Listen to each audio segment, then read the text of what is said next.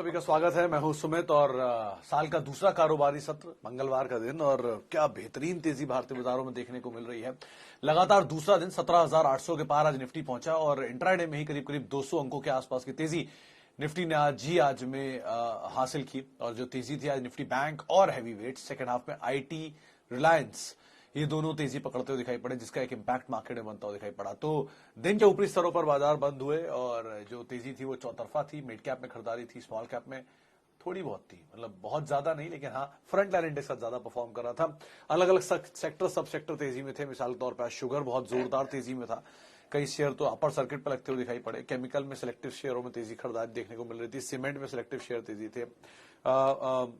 Rain industry, HEG, graphite type share जो थे उनमें खरीदारी आते हुए दिखाई पड़ रही थी। तो मेटल में शॉर्ट कवरिंग थी। मिड कैप में पीएसयू कंपनीज तेजी में थे। पीएसयू में एनर्जी स्पेस की कंपनियां तेजी में थी।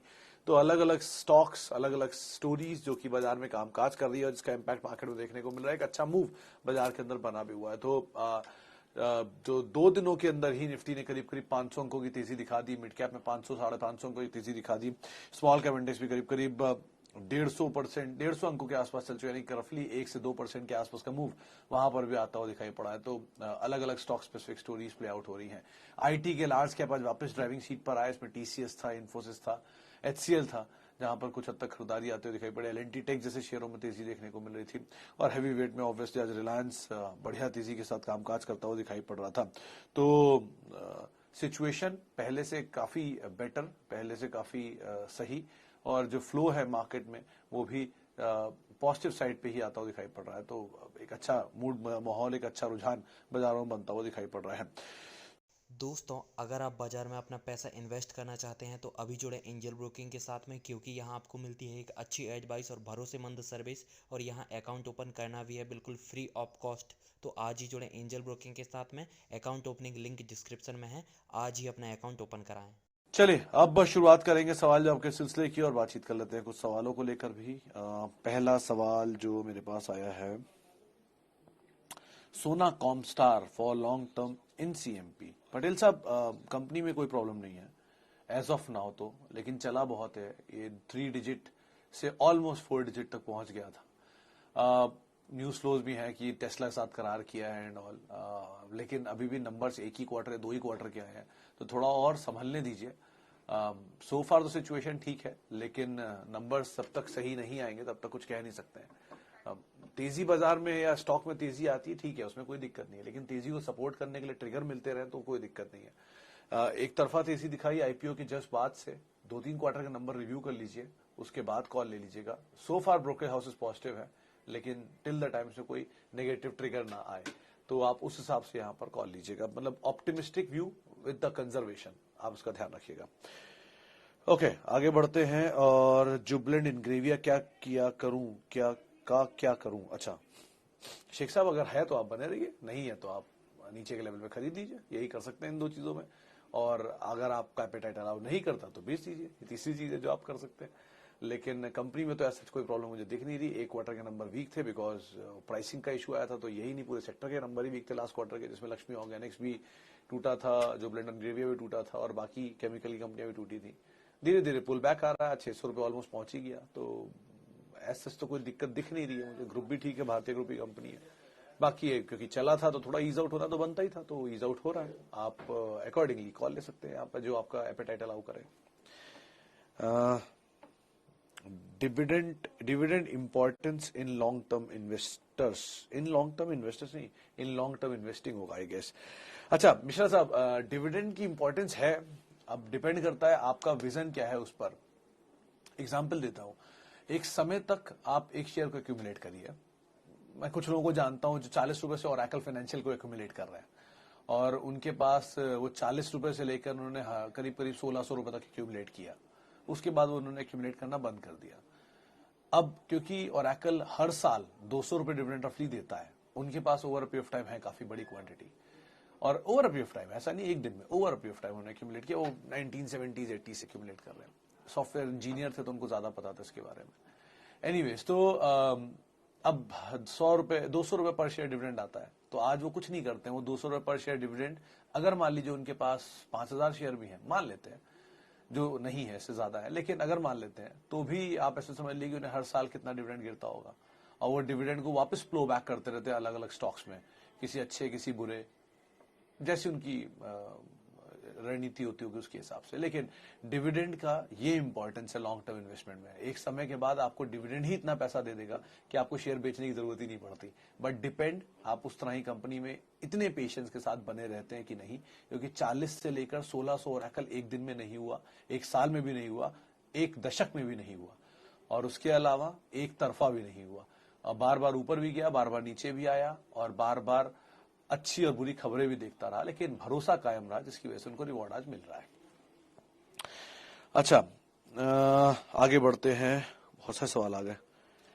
Any negative news in Surya Roshni? So it's, हाँ ये कौशिक साहब मैंने भी कल देखा था, कल भी इसमें बहुत तेज बिकवाली थी। बाजार में खबरें चल रही हैं कि कुछ इनके बड़े चेयरमैन ने शायद इस्तीफा दिया है, मतलब किसी बड़े प्रोफाइल की मैनेजमेंट ने इस्तीफा दिया है। दूसरी तरफ ये भी खबरें हैं कुछ रिस्ट्रक्चरिंग हो रही है स्टॉक को लेकर, लेकिन ये ट्रिगर्स जो है ये कंपनी के लिए ठीक नहीं है। कंपनी ठीक है, कामकाज ठीक है, लेकिन कुछ तो हो रहा है, तभी स्टॉक में एकाएक इतनी तेज रिएक्शन आ रहा है।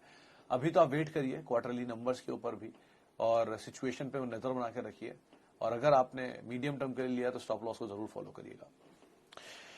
ओके, आगे बढ़ते हैं। बलरामपुर चीनी के लिए ज्योति जी एक ही व्यू है, ये कंपनी में मतलब साइक्लिकल स्पेस है पूरा। शुगर आज तेजी में था, बहुत बढ़िया तेजी में था आज तो, और एफएनडो का स्टॉक हो गया तो शॉर्टिंग भी पॉसिबल है, ऊपर के लेवल पे कॉल राइटिंग भी पॉसिबल है, तो जरा ध्यान रखिएगा इस चीज का। आप कैश के स्टॉक में अगर एक बार को रहते हैं तो वहां पे सिर्फ जब तक ऊपर से फंड ना बेचे अपना माल या प्रमोटर ना बेचे अपना माल तो उतनी सप्लाई नहीं आती है। लेकिन जब आप कैश एफएनडो के शेयर में होते हैं तो उसमें शॉर्टिंग भी पॉसिबल है, कॉल राइटिंग भी पॉसिबल है, तो आप उस हिसाब से अपनी रणनीति बना के रखिएगा। एफएनडो का स्टॉक है, मोमेंटम को चेस कर रही है तो मोमेंटम में ही आप निकलिएगा, वरना साइक्लिकल स्पेस तो है ही ऑब्वियसली। बैंक ऑफ बड़ौदा 81 रुपए, बने रहिए पटेल साहब, क्योंकि थोड़ा सा मूव अगर आगे भी मिलता है पीएसयू बैंक बास्केट में, अंडर वैल्यू तो है ही। आज सुबह ही बसंत महेश्वरी साहब हमारे साथ मौजूद थे, उन्होंने भी ये बात बोली कि दो ऐसे सेक्टर हैं जिनको बहुत अंडर वैल्यूड मानते हैं। एक पीएसयू बैंकिंग बास्केट, ऑब्वियसली पूरा स्पेस अपनी बुक वैल्यू से बहुत नीचे है, और दूसरा मेटल में उनको लगता है कि एक बड़ी शॉर्ट कवरिंग आ सकती है। तो ये दो तेज स्टॉक्स में आप बने रहें, कोई ऐसा दिक्कत नहीं है स्पेस के लिए, आप बने रह सकते हैं यहाँ पर। अच्छा, Brightcom and Vishwaraj sugar, Chauhan साहब बहुत बड़ी तेजी इन्होंने दिखाई है और एक तरफा तेजी दिखाई है, ब्राइट कॉम में भी और विश्वराज शुगर में भी। थोड़ा कंजर्वेटिव होने का समय मुझे ज्यादा दिख रहा है इसमें, मतलब कैपिटल प्रोटेक्ट करिए, वो ज्यादा बेटर है। तेजी मिल रही है तो थोड़ा थोड़ा निकलते रहिए, एटलीस्ट जो असल है वो तो निकाल ही लीजिए, कैपिटल प्रोटेक्ट कर लीजिए, प्रॉफिट को भले आप छोड़ दीजिए अगर आपके पास है तो। आप नया लेना चाह रहे हैं तो बाजार में बहुत सारे शेयर हैं, अच्छे अच्छे दाम पर है, उनको लीजिए। इस तरह के शेयर और मत जाइए जो एक तरफा तेजी दिखा चुके हैं। फंसने की कोई जरूरत नहीं है मार्केट में, कल भी रहेगा बाजार, परसों भी रहेगा बाजार, आगे भी रहेगा बाजार, फिर नीचे मिल जाएंगे, क्या दिक्कत है। बहुत कुछ समय पहले ही यहीं पर ये चर्चा हुई थी, एशियन पेंट 2700 आया था, तब भी यही बात हो रही थी कि मार्जिन टूट गए, ये दिक्कत हो गई, इनकी मोनोपोली खत्म हो रही है, पेंट कौन करा रहा है, लॉकडाउन हो रहा है। आज एशियन पेंट 3200-3400 है। टीसीएस कुछ दिन पहले नीचे आया था, मार्जिन खराब है, क्लाइंट की परफॉर्मेंस नहीं है, आगे चल के खत्म, टीसीएस बहुत बड़ा हाथी है, चलेगा नहीं। आज टीसीएस 3800-3900 आ गया। लाइकवाइज अच्छी कंपनियों में ऐसी चीजें आती रहेंगी, जाती रहेंगी, ठीक है।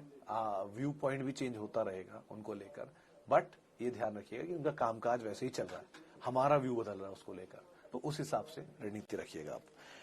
ओके, आगे बढ़ते हैं। Holding 176 shares of Tata consumer 620 for 10 year long term view, can I mode? हाँ, आप कर सकते हैं ऋषभ साहब। टाटा कंज्यूमर वैसे कंपनी अच्छी है, थोड़ी महंगी है, ऑब्वियसली पूरा एफएमसीजी महंगा रहता है हमेशा, लेकिन नीचे मिले तो आप कर सकते हैं। दो चीजों का ध्यान रखिएगा, एक तो चलेगा स्लो, क्योंकि एफएमसीजी है, एफएमसीजी चलता ही स्लो है, और रेगुलर यूसेज होता है। सबको पता है कि एक साल में 140 करोड़ की आबादी है, क्या क्या प्रोडक्ट यूज करेगी, कितनी प्रोडक्ट की डिमांड होगी, तो उनकी ग्रोथ फिक्स होती है कि इतने ही सालों में इतना ही ग्रो करेंगे, तो इसलिए उनकी स्टॉक की ग्रोथ भी फिक्स होती है कि इतने सालों में इतना ही ग्रो करेंगे। एग्रेसिव तो होगा नहीं, ऐसा तो होगा नहीं कि एक ही दिन में आप 25 बिस्किट खा लेंगे। तो इसीलिए सिचुएशन धीरे धीरे चलती है इनकी, मार्जिन भी ऑलमोस्ट सेम रहते हैं, मार्केट भी ऑलमोस्ट सेम रहती है, कभी कोई किसी की मार्केट में जाता है, कभी कोई किसी की मार्केट में जाता है, लेकिन सब स्टेबलाइज ही रहते हैं मोरलेस, तो इसलिए वो धीरे धीरे चलेंगे। ये पोर्टफोलियो को सपोर्ट प्रोवाइड कराते हैं, पोर्टफोलियो को स्ट्रेंथ प्रोवाइड नहीं कराते, उसके लिए एग्रेसिव सेक्टर आपको रखना पड़ता है, तो आप उस हिसाब से इसको चुनिएगा। कंपनी अच्छी है, उसमें कोई दो राय नहीं है। Okay, HUL Tata motor for next generation. HUL always, always, आज नहीं ऑलवेज, आप पिछली कई जनरेशन से ऐसी जनरेशन बाय जनरेशन चल रहा है वो, तो उसको तो आप भूल ही नहीं सकते हैं। हाँ, टाटा मोटर थोड़ा एग्रेसिव स्टॉक है, अगली जनरेशन के लिए कहना मुश्किल है, लेकिन TCS को तो आप मान सकते हैं कि ऑब्वियसली देश की सबसे बड़ी कंपनी है, तो अगली जनरेशन में भी देश की सबसे बड़ी कंपनी रहेगी। ऐसा तो होगा नहीं है कि बंद हो जाएगी, और अगर होगी भी तो पता चल जाएगा जनरेशन में बंद हो रही है। तो इन दोनों को तो आप चुन सकते हैं। टाटा मोटर के लिए अगली जनरेशन नहीं, लेकिन हाँ लॉन्ग टर्म के लिए आप जरूर होल्ड कर सकते हैं। अच्छा, आगे बढ़ते हैं। IRCTC 505 309, आगे क्या करूं? मनीष साहब, ये हमेशा से मैंने आपको ये बात बोली थी कि ये शेयर बहुत तेज चला है और बहुत कम समय में चला है, तो रिस्की मोड इसलिए हो चुका है कि ये बहुत तेज चला और बहुत कम समय में चला है। PSU स्टॉक में ऐसी तेजियां आती हैं और ऊपर के लेवल पे उनमें बिकवाली आई जाती है, क्योंकि OFS आ जाता है, शेयर की इक्विटी डाइल्यूशन हो जाता है, जो इसमें भी हो गया। बेटर यही है कि आपको तेजी मिले, आप निकल जाएं। अगर आपके पास पुराने शेयर हैं, प्रॉफिट के हैं, तो आप अपनी एटलीस्ट कैपिटल निकाल लें, प्रॉफिट के शेयर छोड़ दें। यूजुअली यही किया करिए, कोई भी तेजी आए प्रॉफिट निकल जाए, प्रॉफिट निकाल छोड़ दें और कैपिटल के शेयर निकाल लें, ताकि कैपिटल प्रोटेक्ट हो जाए। प्रॉफिट तो बढ़ता घटता रहेगा, उसकी कोई दिक्कत नहीं है। लेकिन कंपनी में बुराई नहीं है, कारोबार भी ठीक है, लेकिन बहुत ही ज्यादा ओवर प्राइस्ड है। आप ऐसे समझ लीजिए कि 100 रुपए कमाती थी अगर ये, तो अब वो स्प्लिट होकर इनके जो 100 शेयर होल्डर्स थे वो अब उसके बीच में वो 500 में बटेगा। तो जो 100 रुपए का पर रुपया मिलता था वो अब कहीं कहीं पर 20 पैसे मिलेगा, तो इसलिए वैल्यू महंगी हो चुकी बहुत। तो ये एक रिस्क है, बाकी इसमें और कोई दिक्कत नहीं है। अच्छा जी, Mindteck long term view and new buying कौन से लेवल पे करूं? पटेल साहब, माइंडटेक मतलब IT में आपको यही मिले इतने अच्छे अच्छे नामों के बीच में? आपने टाटा एलेक्सी को छोड़ दिया, आपने हैप्पीस्ट माइंड को छोड़ दिया, आपने L&T टेक को छोड़ दिया, आपने L&T इन्फोटेक को छोड़ दिया, कोफोर्ज को छोड़ दिया, माइंडट्री को छोड़ दिया, बिरला सॉफ्ट, KPIT, इतना सबको छोड़ने आपको माइंडटेक मिला? मतलब बहुत अच्छी कंपनी है, बुरी कंपनी है, वो बात की बात है, लेकिन इससे अच्छी अच्छी कंपनियां बैठी थी, तो उनको आपने क्यों छोड़ दिया इतने अच्छे दाम पर मिलने पर, जब वो बीच में थे पीछे के लेवल पर? एनीवेज, तो अभी तो आप बने रहिए, तेजी मिले और अच्छा खासा प्रॉफिट मिले तो आप निकल सकते हैं। मतलब 20-22-25% प्रॉफिट आ जाए, आप एटलीस्ट कैपिटल प्रोटेक्ट करके या प्रॉफिट को रोक कर कैपिटल को निकाल लें, वो ज्यादा बेटर रहेगा। ये इसमें वॉल्यूम कम रहता है, फंसने की प्रोबेबिलिटी एक बार को बन सकती है, इसलिए जरा ध्यान रखिएगा। ओके, IBDL पे जैन साहब वही व्यू है जो पहले था, अभी भी आप इसमें बने रह सकते हैं, अभी भी आप इसमें खरीदारी कर सकते हैं। नीचे की तरफ मिल जाए तो आप इसको होल्ड भी कर सकते हैं। 140, 120 इस रेंज के आसपास शायद ही आए, अगर कभी मिल जाए तो आप जरूर ऐड करिए, कोई दिक्कत नहीं इसके अंदर। रियल स्टेट स्पेस की स्टोरी ठीक है, इस कंपनी की इंडिविजुअल स्टोरी भी ठीक है। 12 फरवरी को उसके नंबर्स, 12 फरवरी को हाँ इनकी बोर्ड मीटिंग है, जहां पर नेम चेंज को लेकर अप्रूवल आने वाला है। बहुत सारी चीजों में बदलाव है, आप बदलाव को देखें, नंबर्स को देखें और कॉल लें, वो ज्यादा बेटर रहेगा। Okay, Aarti industries 1012, Tata chemical 1000, except these two chemical are booming. Aman साहब, ऐसा नहीं होता। अगर सेक्टर चल रहा है और कंपनियां चलती हैं तो आपसे कोई दुश्मनी तो है नहीं, जो आपके शेयर ही नहीं चलेंगे बाकी सबके चलेंगे। एक समय तक टाटा केमिकल ने जोरदार तेजी दिखाई, अब आप उसके ऊपर एंड पे जाके फंस गए। एक समय तक आरती इंडस्ट्रीज ने भी जोरदार तेजी दिखाई, आप भी उसके भी ऊपर एंड पे जाके फंस गए। अब वो ऊपर एंड से नीचे एंड आ गया, अब आपको लग रहा है कि क्यों नहीं चल रहा, बाकी सब चल रहे हैं, बाकी सब लोअर एंड पे थे वो अब चलना शुरू हो गए। तो ऐसा नहीं है, अगर सेक्टर चलेगा तो आज एक चल रहा है, कल दूसरा चलेगा, फिर तीसरा चलेगा, फिर एक लेवल पे आके एक थक जाएगा, दूसरा थक जाएगा, चौथा पांचवा चलेगा। तो ये तो part and parcel of the game है। और अगर आपको टाटा केमिकल के कारोबार पे भरोसा है, आरती इंडस्ट्री के कारोबार पे भरोसा है, तो आप ये बिलीव करिए कंपनी अच्छी है, बने रहिए। एक बहुत इंटरेस्टिंग चीज ये है कि आरती इंडस्ट्री वो कंपनी है जिसने आजादी से पहले केमिकल एंड अल्कोहल की गुजरात में एक बहुत बड़ी प्लांट लगाई थी। वो जब बैन हुआ लिकर गुजरात में, तब मतलब अल्कोहल जब बैन हुआ तब इनको अपना वो प्लांट बंद करना पड़ा, लेकिन उस जमाने में इन्होंने उस तरह का इंजन बनाया था जो किसी ने नहीं बनाया था। आप कभी पढ़िएगा, वो बहुत ही इंटरेस्टिंग है। इथेनॉल बेस्ड इंजन इन्होंने शायद उस समय बना दिया था जो किसी ने नहीं बनाया था, इथेनॉल फ्यूल का इंजन जो था। तो अच्छी कंपनी है, पुरानी कंपनी है, समय दीजिए, बने रहिए, कोई दिक्कत नहीं। हमने भरोसा रखिए कंपनी के ऊपर, प्रोडक्ट के ऊपर, स्टॉक प्राइस के ऊपर नहीं, वो तो बदलता ही रहेगा, उसका क्या है। चलिए एक लास्ट सवाल और ले लेते हैं। कौन सा लूं सर? पॉलीप्लेक्स कॉर्प में घोषाल साहब, कंपनी ठीक है, वॉल्यूम कम रहता है, अब पता नहीं आजकल क्या स्टेटस है, लेकिन ये जरूर है कि हाँ कंपनी ठीक ठाक है, आप इसके अंदर बने रह सकते हैं। और विंध्या टेलीलिंक की इन्वेस्टमेंट वैल्यू बहुत है, आई थिंक इनकी बिरला केबल में और यूनिवर्सल केबल में स्टेक की वैल्यू भी है, इसीलिए इसको बहुत हाईली डीपली वैल्यूड माना जाता है। ये बिरला ग्रुप की कंपनी है, लेकिन चलता थोड़ा ट्रिगर पे ही है, तो दोनों कंपनियों का मोमेंटम में चेज करिएगा, मोमेंटम मिले तो आप निकल जाए, ज्यादा बेटर है। Nikhil Kamath recently views on trading, leverage and capital protection economic same as yours. Thank you Malik साहब।